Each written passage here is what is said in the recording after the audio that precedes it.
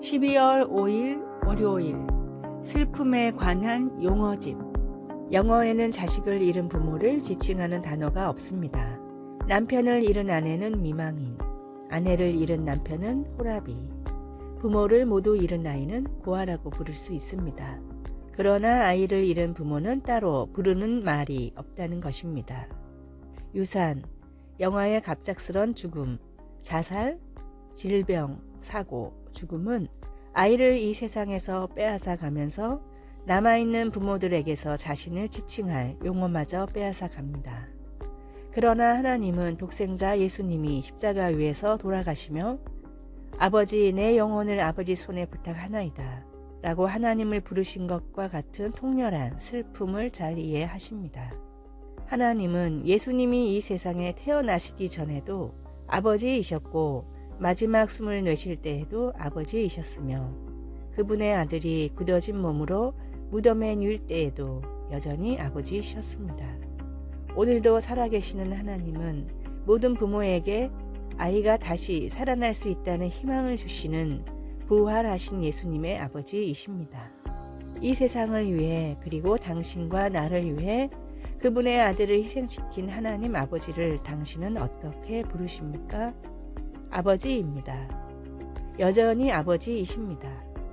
슬픔에 관한 용어집에서 상실의 아픔을 표현할 단어를 찾을 수 없을 때에도 하나님은 우리의 아버지이시고 우리를 그분의 자녀로 불러주십니다. 말씀, 예수께서 큰 소리로 불러 이르시되 아버지 내 영혼을 아버지 손에 부탁하나이다. 누가복음 23장 46절.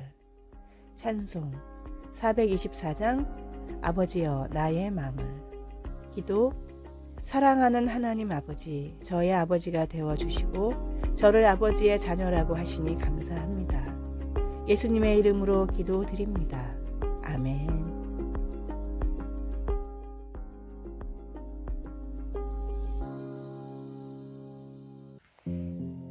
12월 6일 화요일 마음을 움직인 $20. 미국 캔자스시티의 사업이 망해서 노숙자가 된 스튜어트라는 남자가 있었습니다. 그는 추운 크리스마스에 도저히 배고픔을 참을 수 없어 식당에 들어가 닥치는 대로 음식을 시켜 먹었습니다. 그리고 지갑을 잃어버린 척 연기를 했지만 누가 봐도 노숙자의 핑계로만 보였습니다. 그러나 이 모습을 딱하게 본 식당의 주방장은 바닥에 당신 돈이 떨어졌다며 $20를 건넸습니다. 주방장은 $20를 주며 내가 떨어뜨린 돈이라고 했지만 난 내 돈 아니라는 걸 알고 있었습니다. 그 일을 계기로 어려운 이웃을 돕기로 결심한 스튜어트는 케이블 TV와 통신 사업으로 큰 돈을 벌면서 연말이면 거리에서 지폐를 나눠주기 시작했습니다. 그가 몰래 나눠준 돈은 26년 동안 $130만, 우리 돈 13억 원에 이릅니다. 26년간 크리스마스에 몰래 이웃을 찾아가 돈을 나눴던 스튜어트는 식도암에 걸리자 그동안의 선행을 모두 공개하며 은퇴를 선언했고 이제 다른 얼굴 없는 산타들을 통해 아름다운 나눔이 미국 전역에 이루어졌으면 한다는 바람을 전했습니다. 주방장의 $20는 단돈 $20가 아니라 사람의 마음을 움직인 선행이었습니다. 나와 삶을 구원한 하나님의 사랑을 느끼신다면 평생토록 그 사랑을 전하십시오. 오늘의 말씀, 주라 그리하면 너희에게 줄 것이니 곧 후히 되어 누르고 흔들어 넘치도록 하여 너희에게 안겨주리라.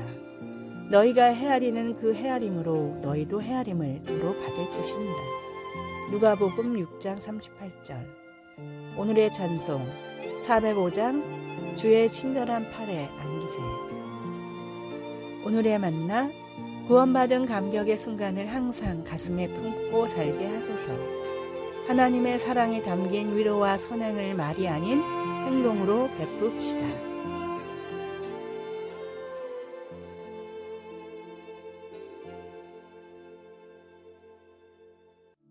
12월 7일 수요일, 교회 공동체는 필요합니다. 요즘은 세상이 변하여 정기적으로 교회에 출석하는 교인의 수가 예전과 같지 않습니다. 왜 그럴까 하는 의문이 바로 떠오릅니다. 그에 대한 답은 많고 다양하지만 작가 캐슬리 노리스는 우리는 왜 교회에 간가? 라는 질문에 어느 목사님이 주신 답 하나로 여러 답을 대신합니다. 그는 우리는 다른 사람들을 위해서 교회에 갑니다. 거기엔 당신을 필요로 하는 누군가가 있을지도 모르기 때문입니다. 라고 말했습니다. 물론 이것이 우리가 교회에 가는 유일한 이유는 결코 아니지만 그의 대답은 히브리서의 마음과 일치하고 있습니다. 히브리서는 신자들에게 믿음 안에서 인내하라고 권면하면서 그 목표를 위해 모이기를 패하지 말라고 강조했습니다.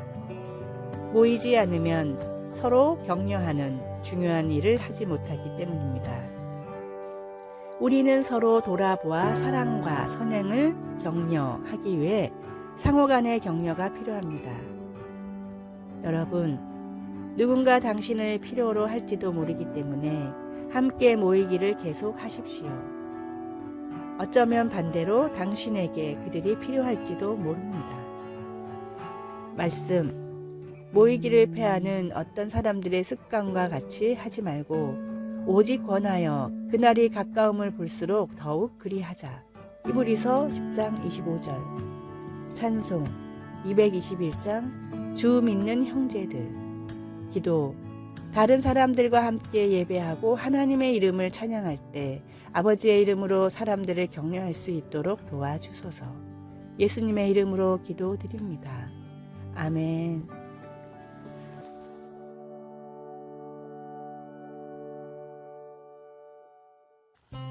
12월 28일 목요일, 그리스도인의 자기소개. 살다 보면 의외로 자기소개를 하는 경우가 많습니다. 우리는 대부분 자신의 직업이나 나이, 사는 곳을 말하게 되는데 18초 자기소개법이라는 책에는 이런 방법들이 무조건 피해야 할 잘못된 자기소개라고 나와 있습니다. 다음은 이 책이 설명하는 제대로 된 자기소개에 들어가야 할 3가지 사항입니다. 첫째, 내가 제공할 미래.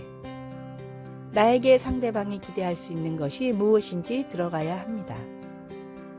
둘째, 실적. 내가 이룬 과거 실적의 토대가 있어야 미래를 설명할 수 있습니다. 셋째, 듣는 이에게 바라는 행동. 내가 듣는 이에게 기대하는 행동이 들어가야 합니다. 한마디로 인상 깊은 자기소개를 하려면 어디에 사는 누구입니다가 아니라 초등학교 때부터 모은 용돈으로 투자를 해서 대학 등록금을 마련한 사람입니다. 저를 뽑아주시면 회사를 위해 최고의 투자 기회를 찾아내겠습니다. 라고 해야 한다는 뜻입니다. 누군가에게 나를 설명할 때 나의 정체성은 무엇입니까? 나의 믿음과 신앙을 나타낼 수 있는, 그리고 복음을 잠시라도 전할 수 있는 최고의 자기소개를 준비하십시오. 오늘의 말씀, 너희는 세상의 소금이니 소금이 만일 그 맛을 잃으면 무엇으로 짜게 하리요?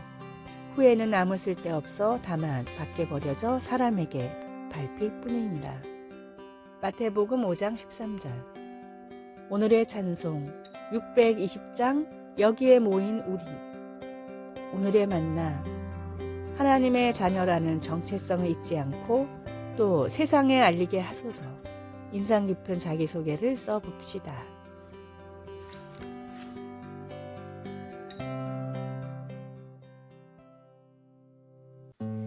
(12월 9일) 금요일, 지금 세대. 1964년 젊은 환경운동가 잭 와인버그는 30이 넘은 사람은 누구든 절대 믿지 말라고 말했습니다. 와인버그의 이 말은 한 세대 사람들에 대한 고정관념을 심어주었는데 그는 나중에 이 말에 대해 후회했습니다. 내 머리에 문득 떠올라 말한 것이 완전히 왜곡되고 오해를 불러일으켰다고 회고했습니다. 밀레니엄 세대를 폄하하는 말을 들어본 적이 있습니까? 혹은 그 반대는요? 다른 세대를 향한 그릇된 생각 때문에 세대 간의 통로가 막힐 수 있습니다. 분명히 더 잘 소통될 수 있는데 말입니다. 히스기야는 훌륭한 왕이었지만 다음 세대에 대해서는 관심이 부족했습니다. 젊은 시절 히스기야가 불치병에 걸렸을 때 그는 하나님께 살려달라고 부르짖었습니다. 그래서 그에게 15년의 삶을 더해 주셨습니다. 그러나 히스기야는 그의 자녀들이 언젠가 포로로 잡힐 것이라는 무서운 소식을 듣고도 눈물 한 방울 흘리지 않았습니다. 그는 적어도 자기 시대에는 평화와 안전이 있을 것이라고 생각했습니다. 히스기야는 자신의 안위에 쏟은 열정을 다음 세대를 위해서는 보여주지 못한 것 같습니다. 하나님은 우리를 나누는 세대 간의 벽을 넘어 사랑하라고 하십니다. 나이든 세대에게는 젊은 세대의 참신한 이상주의와 창의성이 필요하며 반대로 젊은 세대는 윗세대의 지혜와 경험에서 도움을 받을 수 있습니다. 말씀. 히스기야가 낯을 벽으로 향하고 여호와께 기도하여 이르되.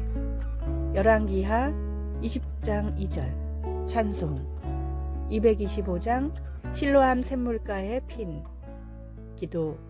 하나님 아버지, 나와는 다른 세대들을 존중하며 소통하게 하소서. 예수님의 이름으로 기도드립니다. 아멘.